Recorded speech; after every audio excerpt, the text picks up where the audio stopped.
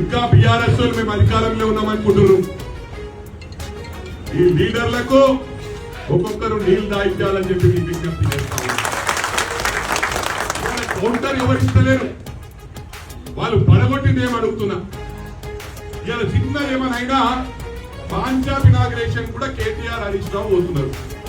గతంలో gate open రానియలేరు, చాయ్ దుకాణం open చేస్తున్నారు. చాలా సంతోషం, ఎందుకంటే నేను కూడా ఎప్పుడు గ్రౌండ్ ఉంటా, మీద వాళ్ళకి ప్రయారిటీ ఇస్తా.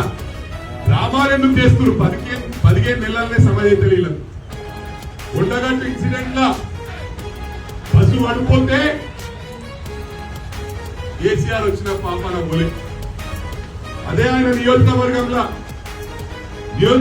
చిన్నారులు స్కూల్ బస్ పోతా ఉంటే మాసాయిపేటలో యాక్సిడెంట్ అయి ట్రైన్ యాక్సిడెంట్ అయి చనిపోతే పోయినా పాపాన పోలే.